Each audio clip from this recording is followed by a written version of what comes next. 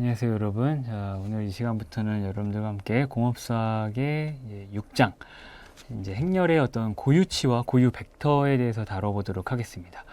일단은 여러분들 지난 시간까지는 이제 행렬 자체와 그리고 이제 행렬을 구성하는 그 벡터에 대한 내용 그리고 행렬식에 대해서 함께 다뤄봤었는데, 오늘 이 시간에는 이제 그 행렬 자체가 가지고 있는 고유한 성질이 공학적인 응용과 어떻게 연결이 될 수 있는지 함께 살펴볼 예정입니다.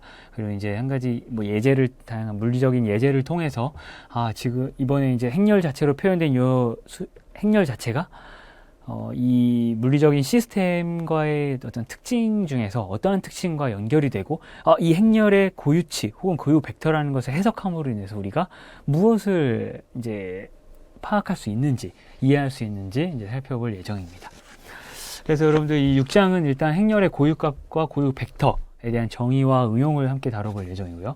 그리고 이제 이 행렬들 자체가 가지고 있는 어떤 고유한 성질들이 있죠. 어떤 수학적인 그 기본적으로 풀이해줘야 할 수학적 기교에 의해서 만들어지는 이제 성질들 함께 좀 살펴볼 예정입니다.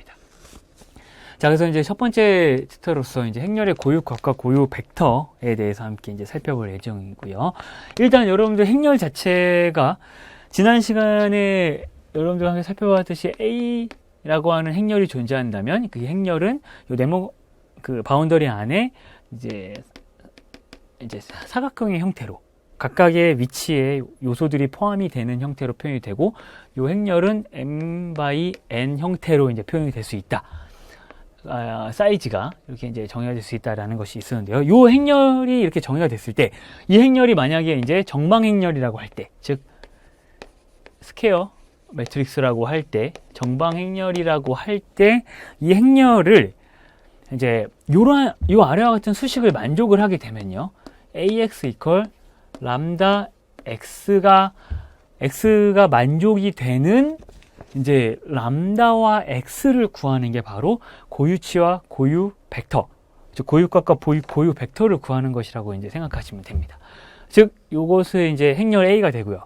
그 다음에 요 x가 이제 바로 우리가 오늘 구하고자 하는 이제 고유 벡터가 되고요. 그 다음에 요 람다가 여러분 오늘 우리가 관심 있게 보는 고유 값이라고 하는 겁니다. 그래서 고유 값은 여러분들 이제 예를 들어서 아이겐 밸류라고 하고요. 그 다음에 당연히 이것은 이제 고유 벡터는 이제 아이겐 벡터라고 이제 정의를 하게 됩니다. 자, 여러분들 결과적인 겁니다. 일단 가장 기본적인 정의로서 어떤 행렬, 정방 행렬이 존재할 때 그 행렬이 ax 이퀄 람다 x라고 정의가 되는, 람다 x라고 하는 수식이 성립을 시키는 람다와 x 값을 찾아주시는 게 여러분들 고유 값과 고유 벡터를 찾아주시는 과정이 되고요. 굉장히 단순한 정의이긴 하지만 이 형태를 만족시키는 람다와 x 값 자체가 여러분들 공학적 응용에서 굉장히 중요한 의미를 갖게 됩니다. 또한 공학적 응용뿐만 아니라 어제 사회, 경제적 시스템, 수학적으로 표현될 수 있는 어떤 대상 시스템을 분석하고 해석하는데 굉장히 중요한 역할을 하기 때문에 여러분들과 함께 가장 먼저 고유값과 고유 벡터를 구하는 방법에 대해서 살펴보고, 그리고 간단한 응용 예제를 통해서 이렇게 적용이 돼서 람다와 요 고유 벡터 x가 이제 사용이 되는구나, 이런 의미를 갖고 있구나 라는 것을 함께 살펴보도록 하겠습니다. 일단 주어진 행렬의 곱 자체가 벡터에 어떠한 영향을 주는지 일단 관심 있게 한번 살펴볼 필요가 있죠. 주어진 행렬 자체가, 일단 여러분들 주어진 행렬 A가, 자 여기다 이제 정정을 해보겠습니다. 자, A가 6, 3, 4, 7이라는 행렬이 주어져 있고요. 근데 여기에 행렬이 곱해질 때 이제 변환을 시키는 거죠. 리니어 트랜스포메이션을 시키는데 5와 1이 6, 3, 4, 7이라는 행렬과 이제 곱해지게 되면서 이제 33, 그 다음에 27이라는 결과를 얻게 될 겁니다.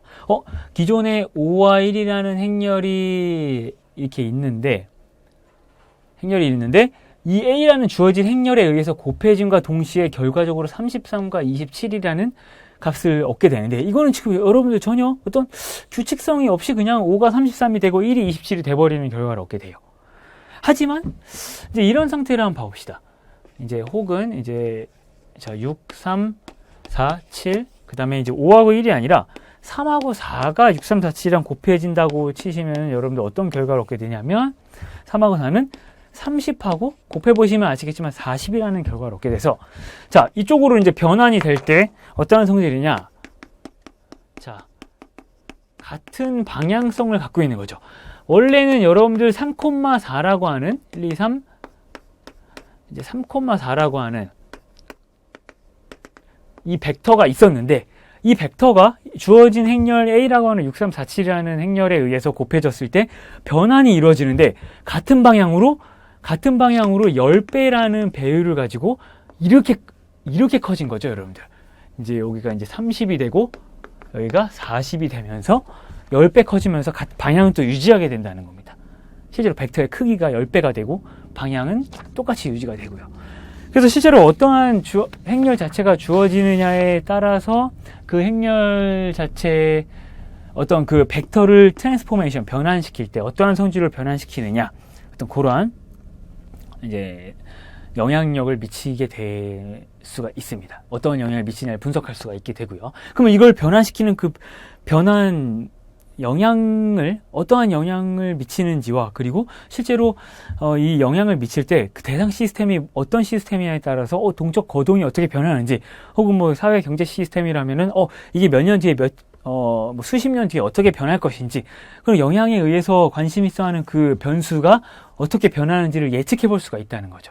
혹은 타임 도메인에서 딱 미분 방정식을 푸는 형태의 적용이 된다면 이 시스템은 이게 어떻게 감쇄가 되는지 어떻게 증가가 되는지 어떻게 발산이 되는지 이런 것도 한번 살펴볼 수 있게 되는 여지를 주게 된다는 겁니다. 자, 그래서 여러분들 이렇게 이제 가벼운 이해와 함께 여러분들이 지금 보셨던 이 아이겐밸류, 아이겐벡터 구하는 과정을 함께 수치적으로 수학적으로 한번 살펴보도록 하겠습니다. 그래서 이것은 이제 여러분들 실제로 고유값이라고도 하지만 뭐 다른 말로도 이제 특성값이라고도 합니다. 특성값, 캐릭터리스틱 밸류, 그 다음에 혹은 잠정근이라고도 이야기를 합니다. 잠정, 레이턴트 루시라고도 얘기를 하고요.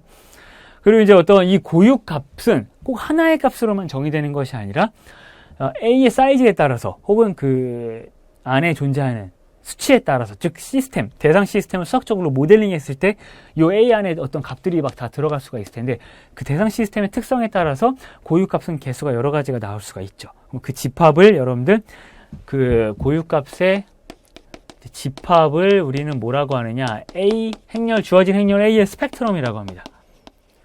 자, 스펙트럼이라고도 하고요. 그 다음에 이 중에서 그 절대값의 그 맥스값, 여러분들 그 절대값의 맥스값을 무엇이라고 하냐면 바로 이 주어진 A의 그 스펙트럼에 바로 이제 반경이라고 하는 거죠. 반경. 스펙트럼의 반경이라고 하고요. 그래서 이제 영어로는 이제 스펙트럴 레이디어스라고 정의를 하게 됩니다. 그래서 이런 것들까지도 이제 간단하게 좀 정의적인 측면에서 모든 아이겐밸류의 총 집합을 주어진 행렬 A의 스펙트럼이라고 하고 그 중에서 절대값을 씌웠을 때 가장 큰 값을 갖는 그 아이겐밸류를 스펙트럼의 반경, 스펙트럴 레이디어스라고 정의를 한다라는 거죠. 자, 일단 이렇게 하지만 대표적인 정의들만 알아두시고 우리는 간단한 예제를 통해서 아이겐밸류 구하는 방법을 좀 살펴보도록 하겠습니다. 일단 수학적으로 분석하기 위해서 AX 이퀄 람다X 자체를 이제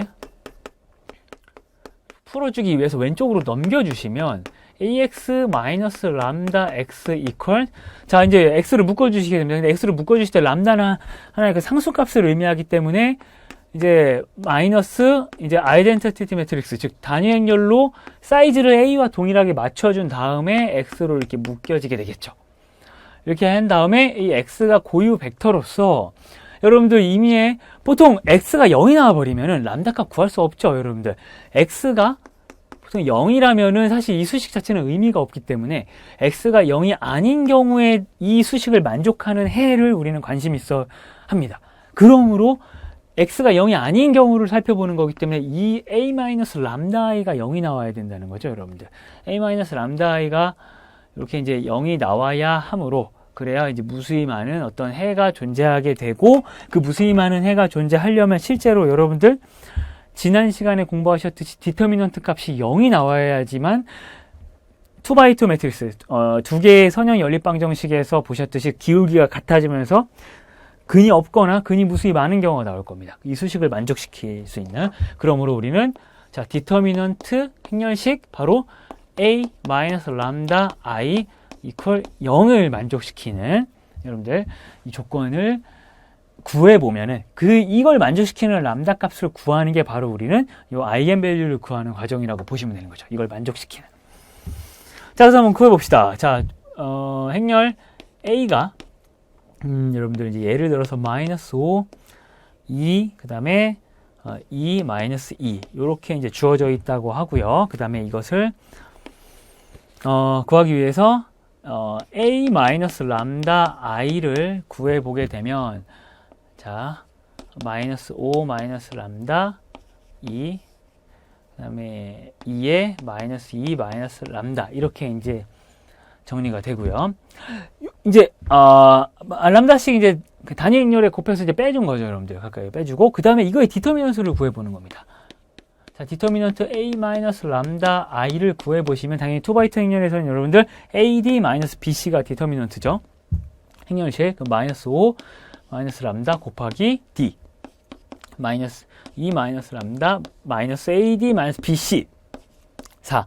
이게 0이 나와야 되고, 이것을 전개해 보시면은 람다 제곱 플러스 7 람다 플러스 6 이퀄 제로가 되면서 이 2차 방정식을 푸는 것은 여러분들이 어려운 것은 아닐 겁니다. 인수분해도 될 뿐더러 근해 공식 이용하면 충분히 풀 수가 있고요. 그럼 여러분도 아시겠지만 당연히 이게 2x2니까 2차 함수가 나왔는데 3x3 행렬이 주어져 있다면 그것에 대한 디터미넌트 a-람다 i는 3차 방정식의 형태로 나올 수 있다라는 것이죠. 그것이 아닐 수도 있지만, 그러므로 뭐 행렬 자체가 3x3 디멘전을 갖고 있다면, 사이즈를 가지고 있다면 3차가 나오면서 서로 다른 세 실근이 나올 수도 있고, 람다가 중근이 나올 수도 있고, 다양한 형태로 또 적용될 수 있다는 거죠. 그래서 람다는 일단 -1과 -6이라고 하는 아이겐밸류 값을 가질 수 있다라는 것으로서 고유치 구하는 과정을 함께 살펴보았고요.